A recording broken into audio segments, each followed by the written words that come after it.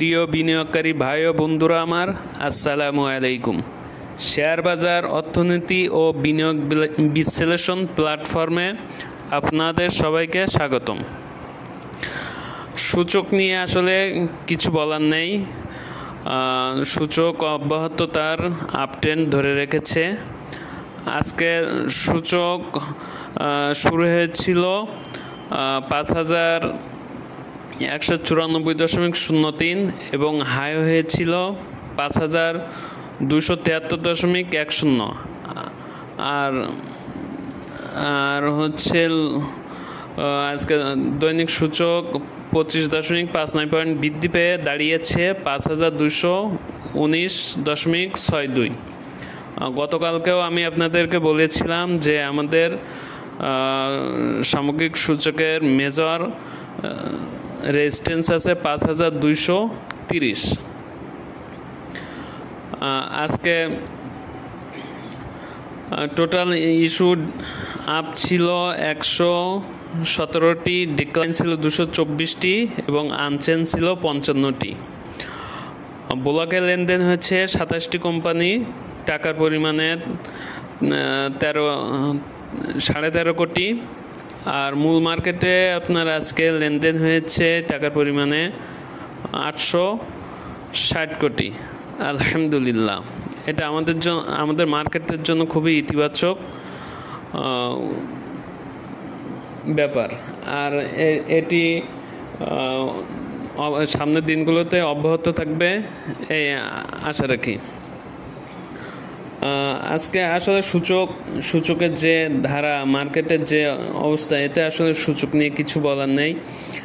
আজকে মূলত আলোচনা করব, পূর্ববর্তীতে আমি এই প্ল্যাটফর্ম থেকে যে ওয়াচ লিস্ট দেওয়া হয়েছিল তার থেকে 3টা স্টক নিয়ে আলোচনা করব আজকে।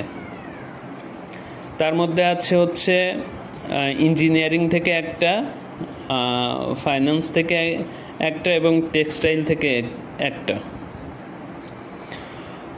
আপনার প্রথমে আসি ইঞ্জিনিয়ারিংয়ের একটি অন্যতম ট্রেন্ডিং শেয়ার ওয়াইম্যাক্স। ইঞ্জিনিয়ারিং সেক্টরটি আপনার গত 1 মাস যাবৎ ভ্যালু এবং গেইনারের দিক দিয়ে টপের ভিতরে রয়েছে, কিন্তু তারপরে ওয়াইম্যাক্স খুব বেশি মুভমেন্টে যায় নাই।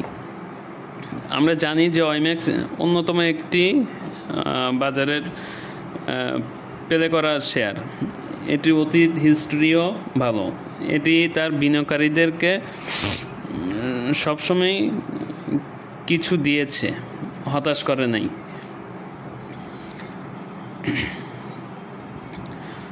কিন্তু কেন জানি শেয়ারটা কিছুদিন যাবৎ মুভমেন্ট করতেছে না। ইঞ্জিনিয়ারিং সেক্টরের ম্যাক্সিমাম শেয়ার মুভমেন্ট করলেও এটি কেন জানি থমকে আছে। যাই হোক, এটির মেজর সাপোর্ট আছে 24.50 টাকা এবং রেজিস্ট্যান্স আছে 26.50 টাকা। আমি আশা করি আল্লাহর রহমতে সামনের দিনগুলোতে ভালো হবে ইনশাআল্লাহ। এরপরে আসবো ফাইন্যান্সের একটি কোম্পানি, সেটি হলো ডিবিএইচ। ব্যাংক বহির্ভূত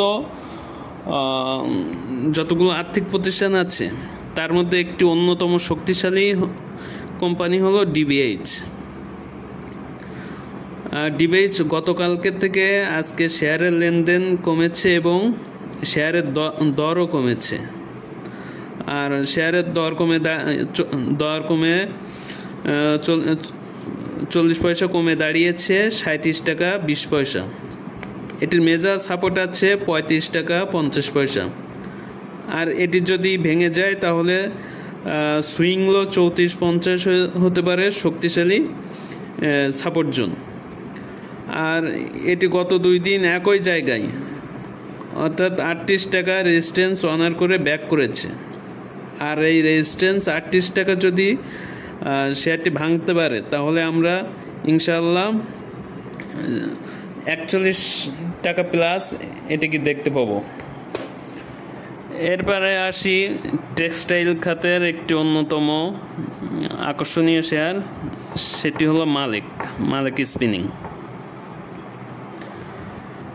মালিক স্পিনিং তার বিনিয়োগকারীদের সাথে সবসময়ের মতো আজকেও তামাশা করেছে। তার পি রেশিও অনেক ব্যাংক থেকে কম, ন্যাব ভালো, কিন্তু শুধুমাত্র এর বিনিয়োগকারীরাই ভালো নেই। এটি যেন টেক্সটাইল সেক্টরের অলস হাতি। এটি সাপোর্ট আছে 23 টাকা 40 পয়সা। এটি ভাঙলে তার সুইং লো 22 টাকা 30 হতে পারে, দ্বিতীয় শক্তিশালী সাপোর্ট। আর রেজিস্ট্যান্স আছে 25 টাকা।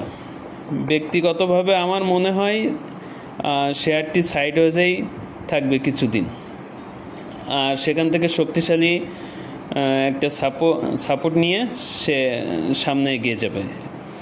আর তার বিনিয়োগকারীদেরকে সে কিছু দিবে। দেখা যাক সামনে কি হয়। হয়তো সময়ই মালিক স্পিন তার বিনিয়োগকারীদের পক্ষে কথা বলবে। শেয়ার বাজার অর্থনীতি ও বিনিয়োগ বিশ্লেষণ এই প্ল্যাটফর্ম বাই বা সেলের জন্য উৎসাহিত করে না।